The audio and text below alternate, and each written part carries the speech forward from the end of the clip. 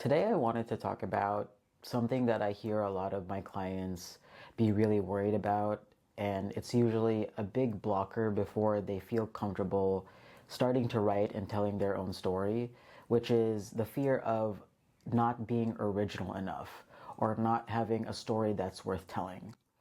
I think because we're surrounded by media that's really highly edited, these stories that make people seem like superheroes and superhuman, and they accomplish all of these things in their lives, and they really get down bad and come from some sort of tragedy and overcome, and they turn into this big, huge, sensational story. There becomes a fear in people that, oh, I don't have a story worth telling, my story is boring, or what I'm about to say is something that somebody else has already said. And this video is to really put a stop to that thinking, or at the very least, get you to think differently about what having a story worth telling actually means. I truly believe that every person out there has a story that's worth telling. It doesn't have to be big, it doesn't have to be grand, it doesn't have to be sensational.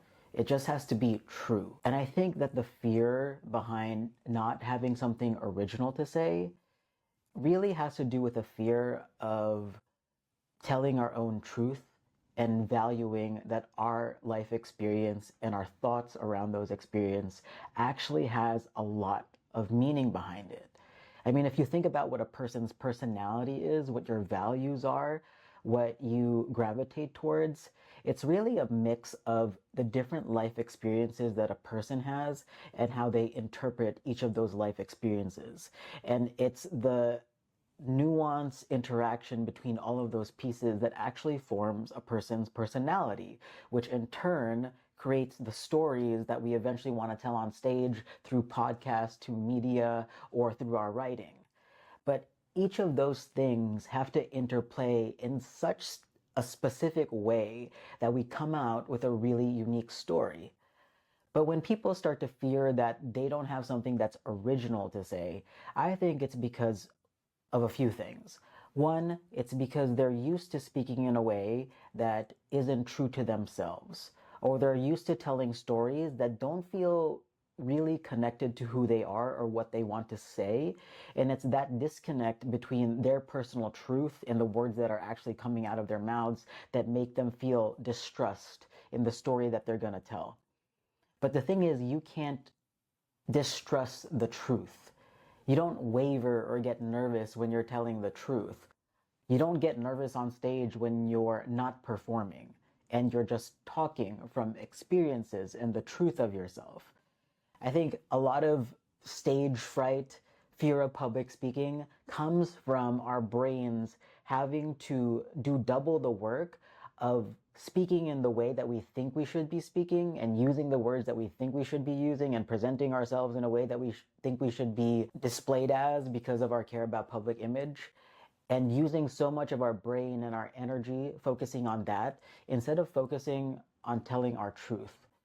But when you take away that baggage of the fear of not projecting the image that you think other people want to see, your brain and your energy and your body is freed up to just tell the story that you want to tell. And when you start doing that, that's when energetically there becomes this really beautiful exchange between you and your audience members, where they can feel, oh, this is not rehearsed. This is not pretend. This is someone speaking from their true experiences. And that's something that's really magical, because what a lot of people who are watching on YouTube, listening to podcasts, sitting in the audience of a stage, what they're really looking for is relatable stories at a point in a person's life where they also see themselves. And that's another important part to remember when you think about having a story worth telling, is if you have any part of your story that is relatable to another human in any way, you have a story worth telling. And if you have a lesson from the life that you've lived and the things that you've learned, you can use that very mundane, everyday detail about your story and use it as a connection point to someone else. Because what we're looking for when we're listening to stories and looking for role models and thinking about people who we want to learn from is we look for some parts of their story that we know that we can do ourselves, whether it's raising kids or getting through a job, getting through a divorce, or trying to repair our relationships, or making a meal and failing at it because we're so busy and discombobulated during the day. Those are mundane, daily things that happen to almost all of us. But when we're looking for anyone who's a role model, someone who has a story that's memorable, we're not looking for somebody perfect. We're looking for someone who has been down in the trenches with us and somehow learned an extra step to overcome it or to change their scenario. And as listeners, what we're looking for is, what is that next step? I want to hear from somebody who figured out that next step.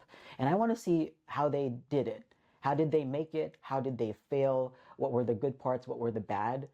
And if you look at your story, you probably already have a lot of these parts and components in the story that you want to tell. But the thing is, you might be afraid of these details that make you seem like you're not perfect, or that presumptuously ruin your self-image. But the thing is, that is not something that ruins someone's image. That is something that makes them more relatable and more human and seem more empowered to a listener. Because what you're really telling us is, you experienced some bad moments in life, you experienced some negativity, you dealt with it, you sat in it, and then you figured your own unique path through. And part of storytelling and sharing our stories is not to give the audience members or our listeners a roadmap of exactly how we did it and trying to get them to be followers and follow in our steps. What we're doing is we're knowledge sharing our interpretation of our experience, so that maybe, just maybe, there is somebody out there listening that can take a piece of our story and relate to it, so that they feel a connection to us and learn from it, so that they can take that into their own lives and make some small change. Storytellers are not saviors. We're truth tellers. We're information gatherers, and we're information sharers. We're transparent people. And it's that transparency, that lack of withholding, and that lack of gatekeeping from our experiences and what we've learned, that makes our stories worth telling. So don't be afraid if you don't have some sort of grand story that makes you seem like a perfect superhero. That is not the point. The point is connection. And if you have any part of your life that you learned a great lesson from, and you think has some nugget of wisdom in it that inspires you personally, it is very likely that it will get someone else to think a little bit differently and change their life. Even if it's in a small way, if there's any nugget of that within your life and the words that you craft into a story, it is a story worth telling. So don't get trapped into the fear that you have to be some perfect human. I want you more to start practicing trust that your experiences and your interpretation of the world has a lot of wisdom and has a lot of value in it. And that alone is enough of a reason to start putting pen to paper and start speaking and sharing your truth. So I hope that was helpful. Please start believing in your story. Start trusting that you have something that's worth sharing and worth telling, because getting into the habit of sharing this is what's going to start to put the foundation down for your legacy and how you'll be remembered. You don't have to be perfect. You just have to be human and real and willing to share. But until next time, y'all, it was great talking to you, and I'll see you again soon.